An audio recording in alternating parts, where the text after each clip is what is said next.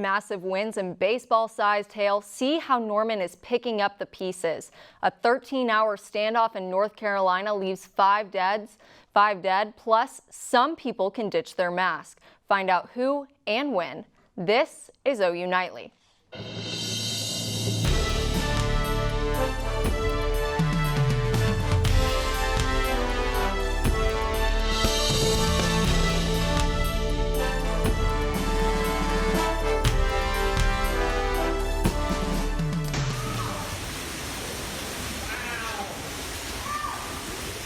Hurricane-force winds and baseball-sized hail cause historic damage to a large part of Norman. Hello, thanks for joining us for OU Nightly. I'm Emma Sears. And I'm Deyton Giller. We begin with that awful damage left behind from last night's historic hailstorm. OU Nightly's Katie Arata is live with more details. Yes, Deyton, I'm here at Taco Bell on 24th and Robinson, where the catastrophic hailstorm caused extreme damages. Now, business and homeowners are left scrambling to board up broken windows and clean up their neighborhoods.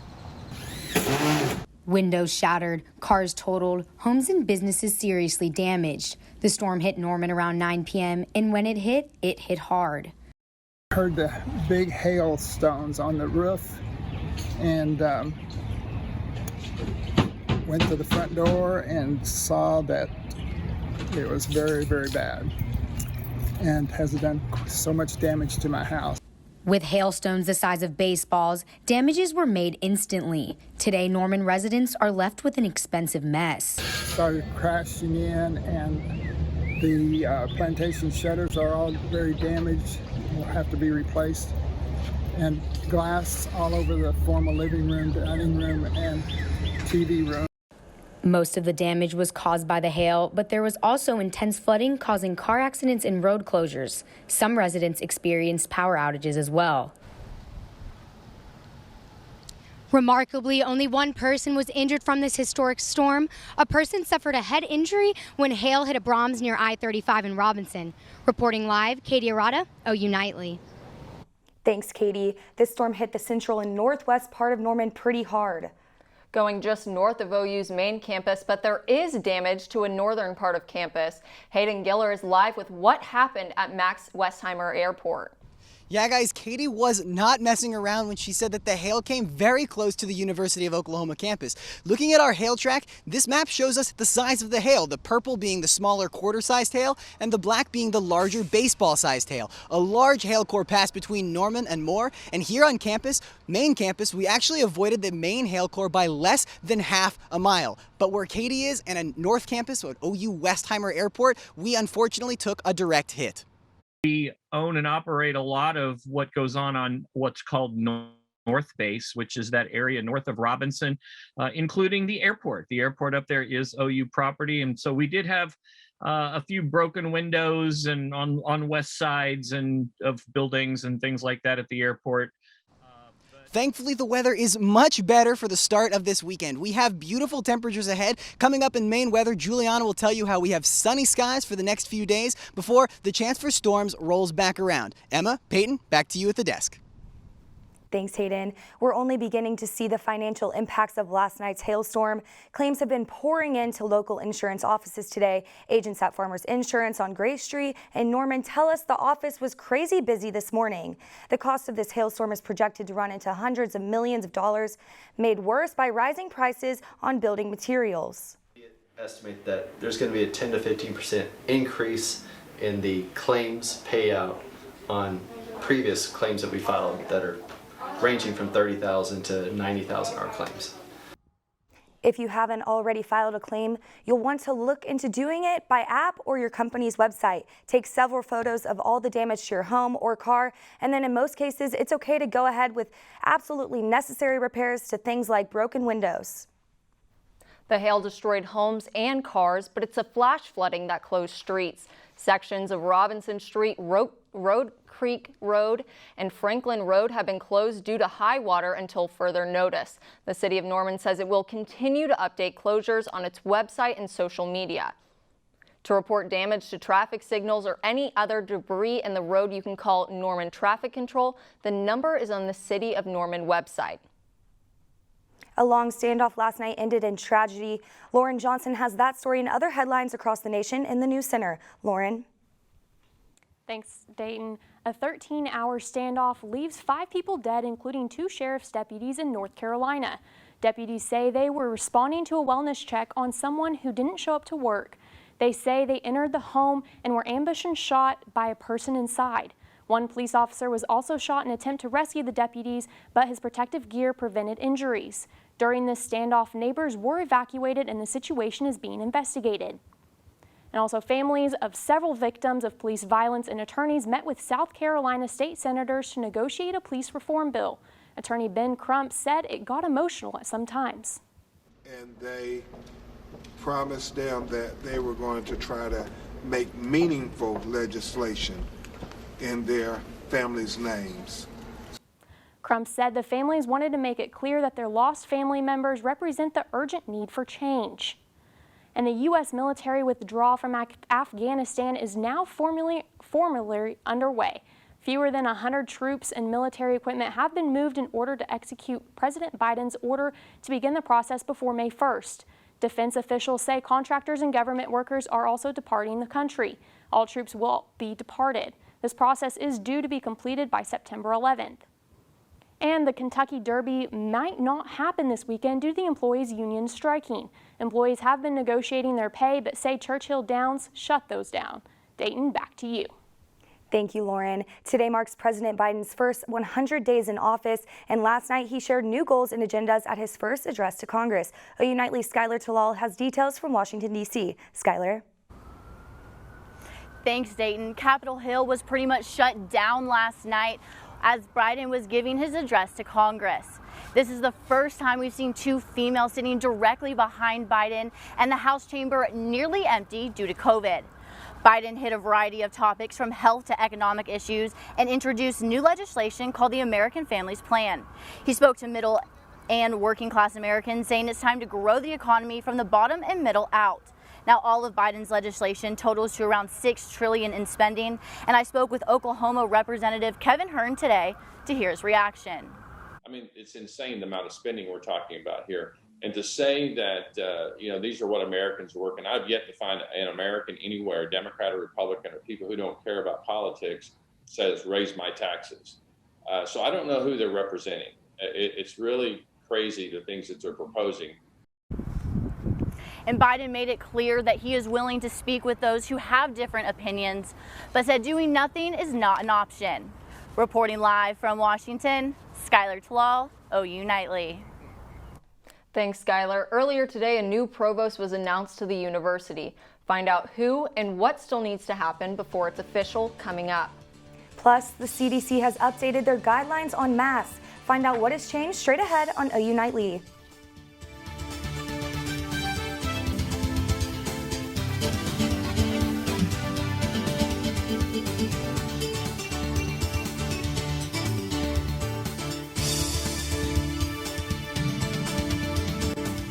Welcome back to OU Nightly. Earlier today, OU President Joseph Harris announced the appointment of a new provost. Andre Dennis Wright served as the Dean of the College of Agricultural, Human, and Natural Resource Sciences at Washington State University. He replaces former provost Kyle Harper, who resigned in June of 2020.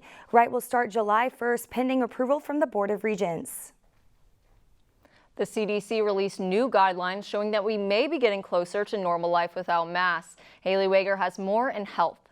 Thanks, Emma. After about 43% of the U.S. population received at least one dose of the coronavirus vaccine, the CDC released more relaxed guidelines. If you've been fully vaccinated, you may be able to ditch your mask in some outdoor settings. New CDC guidelines say fully vaccinated people can participate in activities such as outdoor dining and small gatherings without a mask, but still need to be cautious in large groups. For outdoor events, if you're fully vaccinated, the only outdoor events that they say that you still need to wear a mask at are large events that are outdoors. So if you're at an outdoor concert, a football game, things like that, where you have lots of people packed close together. Masks are still highly recommended indoors. I can tell you that if you look at what they came out with yesterday, it doesn't change anything about what we're doing in the classroom or inside of any university facility. Only 15% of Oklahomans ages 18 to 35 have been fully vaccinated, and professionals are recommending the remainder get the shot to get back to normal life. So I think the one thing that I'm really asking for, if we want to get back to completely full activities outdoors, then we need people to get the vaccine. Making a vaccine appointment, visit the Oklahoma State Health Department website. Emma, back to you. Thanks, Haley. And it's festival time in Oklahoma, but recent severe weather may be causing some issues. Find out why. Plus, Juliana Mejia is here, and it looks like we may be in the clear for a few days. Yes, luckily it really is just a brief period of some clear, dry conditions before we are looking at a system coming up at the top of next week. I'll have all of that coming up in weather.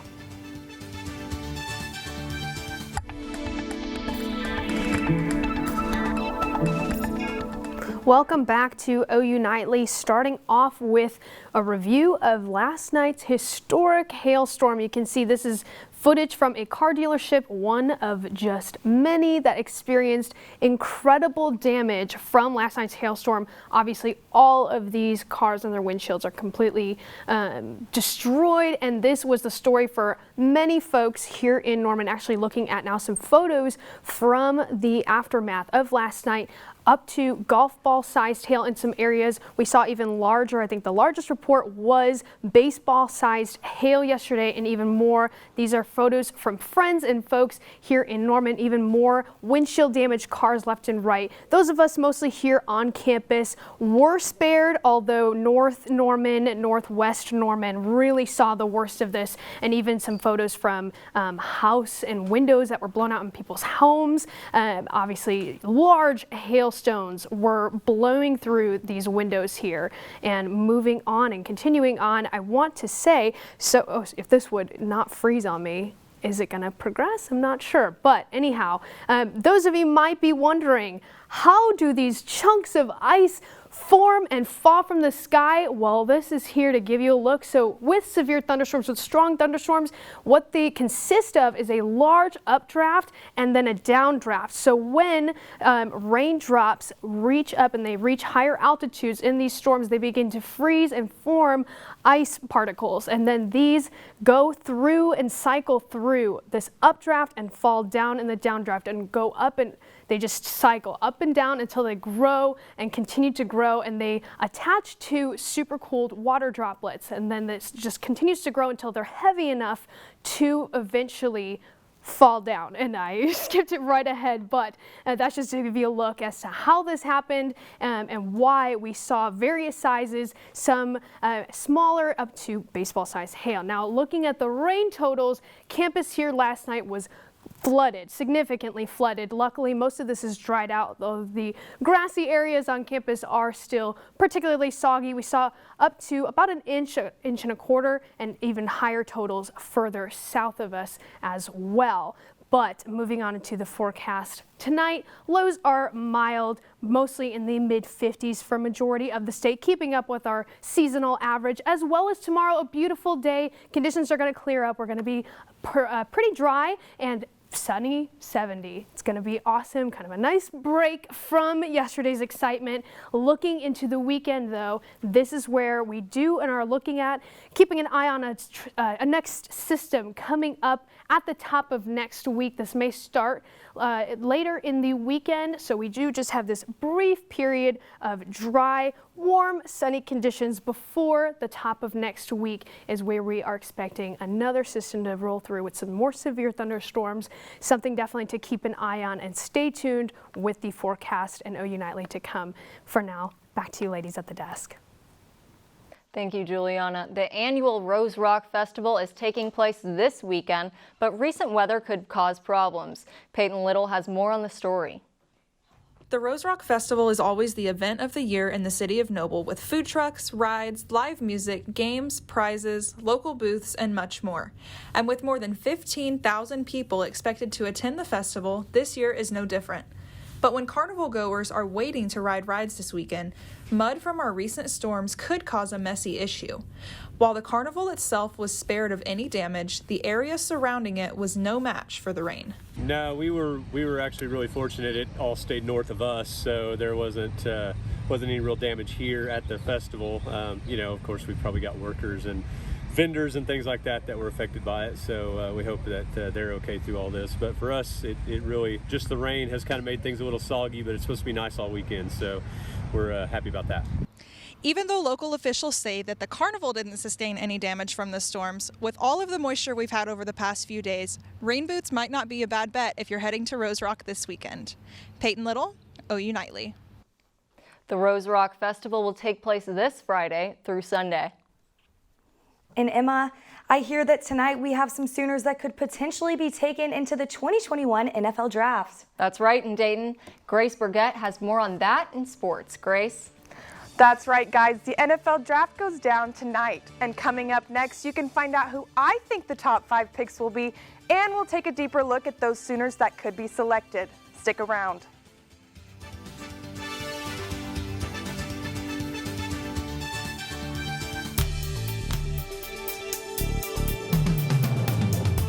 Hello and welcome back to OU Nightly. I'm Grace Burget, and today is the day all football fans look forward to, the NFL Draft. When it comes to supplying NFL talent, the Sooners are one of the best. This year, the Sooners have 6 players geared up for the draft tonight. Creed Humphrey, Ronnie Perkins, and Trey Brown, who should all be taken on day 2, and Trey Norwood, Ramondre Stevenson, and Adrian Ely, who could be all taken on day 3, or if they're lucky, late in the game on day 2. And for my top 5 picks, I've got Clemson QB Trevor Lawrence going number 1 to the Jags, BYU's Zach Wilson to the Jets, Alabama's Mac Jones to the 49ers, Florida's Kyle Pitts to the Falcons, and finally Oregon's Penei Sewell to the Bengals. And for even more football action, reigning MVP Aaron Rodgers reportedly wants out of Green Bay. Rodgers is said to be unhappy with the Packers over contract terms and last year's choice to take another quarterback in the first round. And despite Rodgers' frustrations, Green Bay has no plans to trade their superstar QB. And OU running back Seth McGowan is looking for a new home after entering the transfer portal today. McGowan is one of the 2 players who was allegedly involved in a robbery 2 weeks ago, according to Sports Illustrated OU. And McGowan finished with 571 total yards and 4 touchdowns last season. And the Oklahoma City Thunder gear up to host the New Orleans Pelicans tonight. The Thunder are currently 21-41 overall, but tonight's game is sure to be a thriller, as the last time the Thunder hosted the Pelicans, former Thunder player Steven Adams almost forgot he played for New Orleans.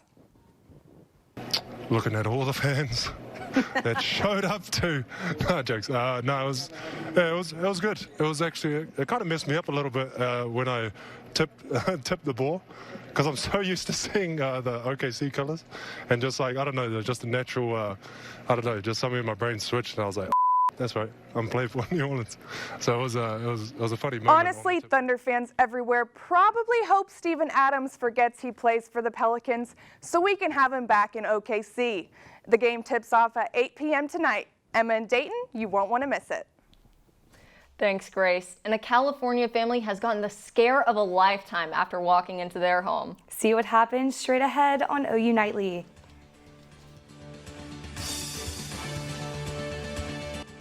Welcome back to OU Nightly. I'm Jessie Klinger at the OU Nightly Update Desk. Atlanta police are assisting Arizona authorities in the search of a murder suspect who escaped custody at the Atlanta airport. The suspect was in the process of being transported back to Arizona, and there is a $2,000 reward offered for any information leading to an arrest. Emma and Deyton, back to you. Thanks, Jessie. A family in California lived out a true horror story when thousands of birds invaded their home and refused to leave. Patrick Belleville of Torrance said his family returned from dinner and discovered the surreal scene. Birds surrounding every inch of his house. He says he stopped counting after 800. Belleville sent his family to a hotel and spent the next few days.